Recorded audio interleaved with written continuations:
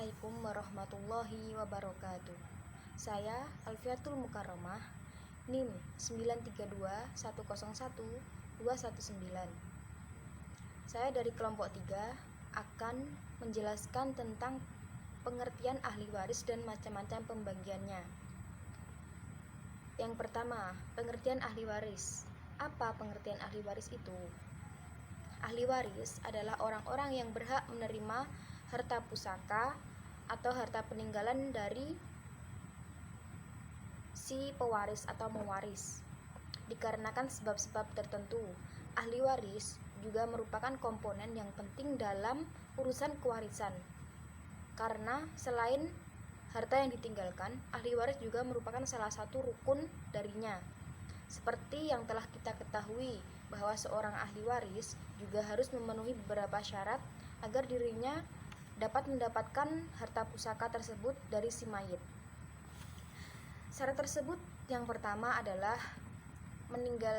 meninggalnya mewaris atau si pewaris.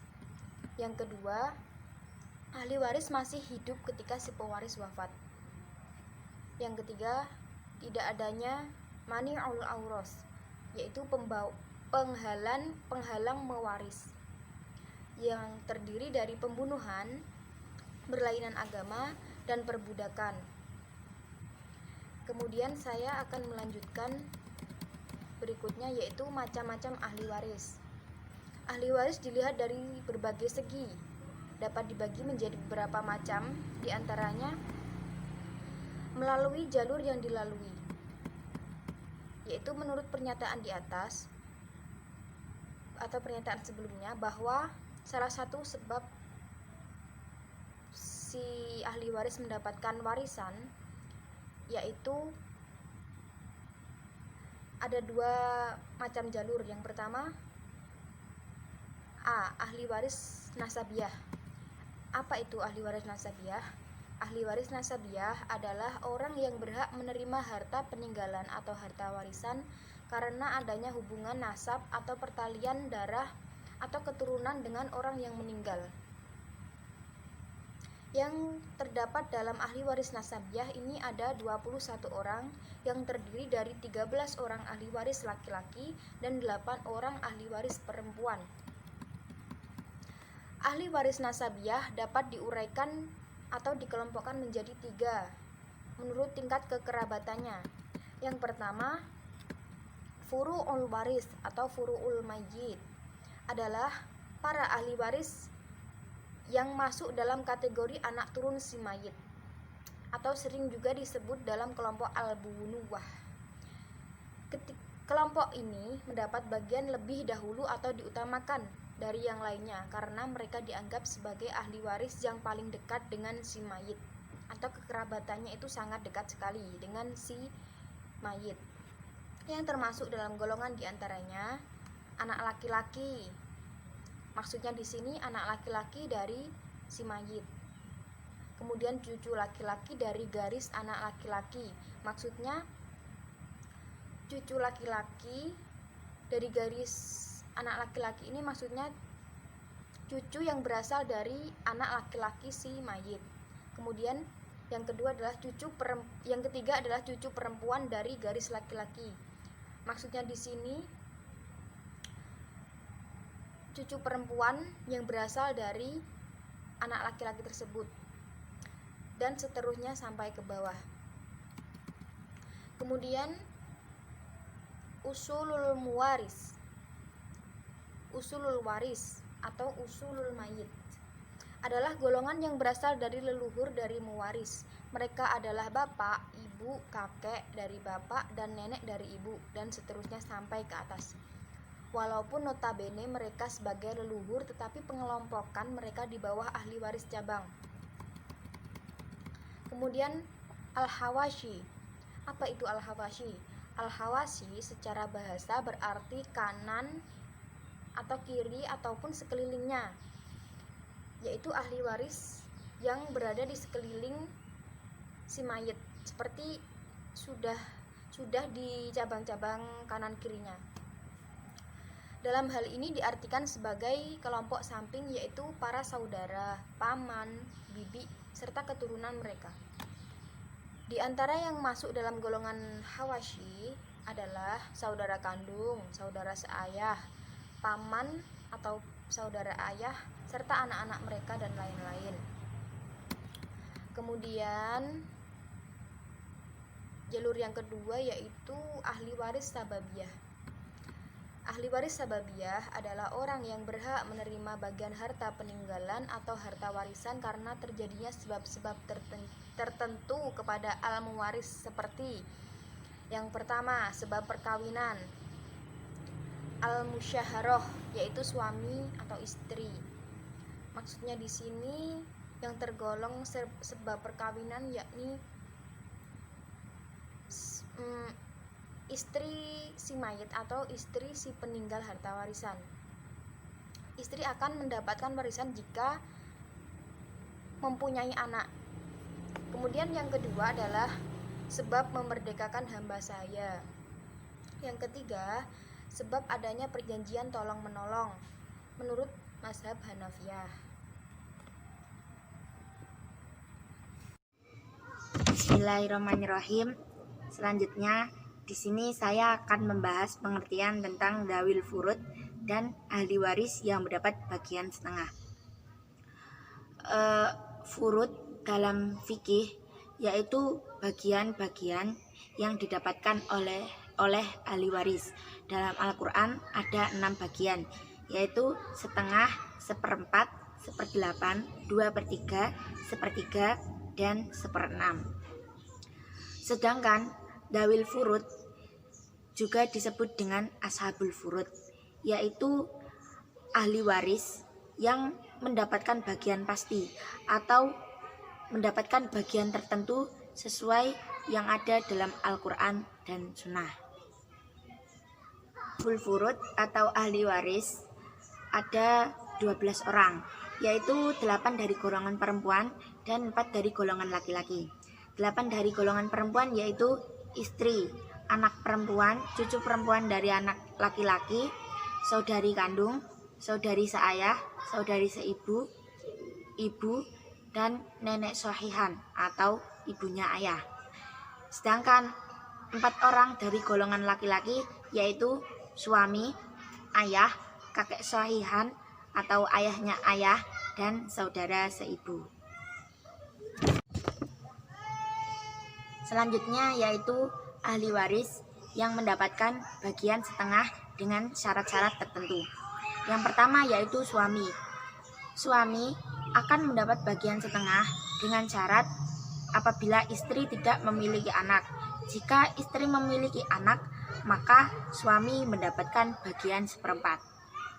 Yang kedua yaitu anak perempuan tunggal, yaitu tidak memiliki saudara laki-laki. Apabila memiliki saudara laki-laki, maka akan mendapat bagian asobah, bukan setengah. Yang ketiga yaitu cucu perempuan dari anak laki-laki. Ia akan mendapatkan bagian setengah dengan syarat tidak ada anak perempuan atau ahli waris anak laki-laki. Yang keempat yaitu saudara perempuan kandung. Saudara perempuan kandung akan mendapatkan bagian setengah apabila dengan syarat tidak ada anak perempuan dan cucu perempuan dari anak laki-laki. Selanjutnya yang terakhir atau yang kelima yaitu saudara perempuan seayah. Ia akan mendapat bagian setengah dengan syarat apabila tidak ada anak perempuan, cucu perempuan dari anak laki-laki, dan saudara perempuan kandung. Mungkin cukup sekian yang dapat saya sampaikan. Apabila ada kesalahan bisa dibenarkan. Terima kasih. Seperempat bagian diberikan kepada 2 orang, yaitu suami dan istri. Yang pertama, suami mendapatkan seperempat bagian apabila istri meninggalkan seorang anak atau cucu. Misalnya istri mati meninggalkan 1 anak laki-laki, satu anak perempuan dan suami, maka suami mendapatkan seperempat bagian dari harta. Sisanya untuk 2 orang anak, yaitu pembagiannya anak laki-laki mendapatkan 2 kali bagian dari anak perempuan. Bagian istri mendapatkan seperempat apabila tidak ada anak atau cucu. Bila ada anak atau cucu, istri mendapatkan bagian 1/8. Dan yang mendapatkan 2/3 ada 4 orang, yaitu anak perempuan, cucu perempuan dari anak laki-laki, saudari kandung, saudari sebapak. Anak perempuan mendapatkan 2/3 bagian apabila jumlahnya 2 atau lebih dan tidak ada anak laki-laki. Tetapi jika ada anak laki-laki, maka anak perempuan mendapatkan sisanya. Cucu perempuan dari anak laki-laki mendapatkan 2/3 bagian jika jumlahnya 2 atau lebih dan tidak ada cucu laki-laki, anak laki-laki maupun anak perempuan. Saudari sekandung mendapatkan 2/3 bagian jika jumlahnya 2 atau lebih dan tidak ada saudara sekandung, anak, bapak, dan kakek. Saudari sebapak mendapatkan 2/3 bagian jika 2 ke atas, contohnya seperti tante, tidak ada bapak, kakek, anak, dan saudara sekandung maupun saudara sebapak. Bagian 1/3 diberikan kepada ibu dan saudara seibu. Bagian ibu yang pertama, ibu mendapatkan 1/3 apabila hanya dia dan bapak. Dan yang kedua, ibu mendapatkan 1/3 bagian dari sisa setelah suami mengambil bagiannya. Jika ibu bersama ahli waris lainnya, yaitu bapak dan suami, maka suami mendapatkan setengah, ibu mendapatkan 1/3 dari sisanya, dan bapak mendapatkan asobah atau sisanya. Dan yang ketiga, ibu mendapatkan 1/3 dari sisa setelah istri mengambil bagiannya. Jika ibu bersama ahli waris lainnya, yaitu istri dan bapak, maka istri mendapatkan 1/4, ibu mendapatkan 1/3 dari sisanya, bapak mendapatkan asobah atau sisanya. Sengaja nomor 2 dan 3 dibedakan, yaitu 1/3 dari sisa setelah dibagikan kepada suami dan istri, bukan 1/3 dari semua harta, agar wanita tidak mendapatkan lebih tinggi daripada laki-laki. Bagian saudara seibu mendapatkan 1/3 jika 2 ke atas, baik laki-laki maupun perempuan, bila tidak ada anak, cucu, kakek, maupun bapak. Di sini saya akan melanjutkan tentang bagian 1/6 dan asobah. Yang pertama, bagian 1/6, yakni ayah, jika bersamaan dengan anak laki-laki atau anak dari anak laki-laki tersebut. Yang kedua, yakni ibu jika mempunyai anak atau anak dari anak laki-laki jika bersama dengan 2 saudara kandung atau lebih, baik itu seayah atau seibu atau hanya seibu saja atau hanya seayah saja. Yang ketiga, yakni kakek beserta anak atau anak dari anak laki-laki tersebut jika tidak ada ayah. Yang keempat, yakni nenek jika tidak ada ibu si mayit. Yang kelima, yakni saudara perempuan yang sebapak jika bersama dengan saudara perempuan yang seibu dan sebapak kandung jika tidak ada ahli waris yang menghalanginya. Yang keenam, yakni 1 orang anak perempuan dari anak laki-laki atau lebih, itu ketika bersama dengan 1 orang anak perempuan dan tidak ada mahjub. Yang ketujuh, yakni saudara laki-laki perempuan yang seibu jika tidak ada hijab. Yang kedua, saya akan berbicara tentang asobah. Asobah ialah ahli waris yang tidak ditentukan bagiannya. Jadi, jika tidak bersama dengan dzawil furud, maka harta warisan adalah kepunyaannya. Namun, jika bersama dengan dzawil furud, maka bagian sisa adalah bagiannya. Jika tidak ada sisa, maka mereka tidak dapat apa-apa. Asobah terbagi menjadi 3. Yang pertama, yakni asobah binafsi. Asobah binafsi adalah bukan karena tertarik dari ahli waris yang lain, namun hukum awalnya sudah menjadi asobah binafsi. Contohnya yakni anak laki-laki, cucu dari anak laki-laki, ayah, kakek, saudara kandung laki-laki, saudara kandung laki-laki seayah, anak saudara kandung laki-laki, paman kandung, anak paman seayah, dan lain-lainnya. Kedua, yakni asobah bil ghair.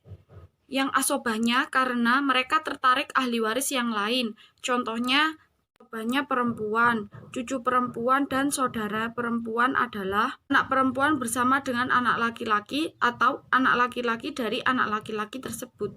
Cucu perempuan bersama dengan cucu laki-laki atau anak dari cucu laki-laki tersebut. Yang selanjutnya, saudara perempuan kandung bersama dengan saudara laki-laki kandung. Yang selanjutnya, saudara seayah perempuan bersama dengan saudara seayah laki-laki. Yang ketiga, yakni asobah ma'al ghair, yakni asobahnya karena bersama dengan dzawil furud yang lain. Contohnya, saudara perempuan seayah jika bersama dengan anak atau cucu perempuan. Saudara perempuan sekandung yakni dengan anak perempuan, baik itu satu ataupun lebih, atau bersama perempuan dari garis laki-laki. Sekian video dari kami, semoga bermanfaat. Jika ada kurang lebihnya dalam menjelaskan, kami mohon maaf yang sebesar-besarnya. Wassalamualaikum warahmatullahi wabarakatuh.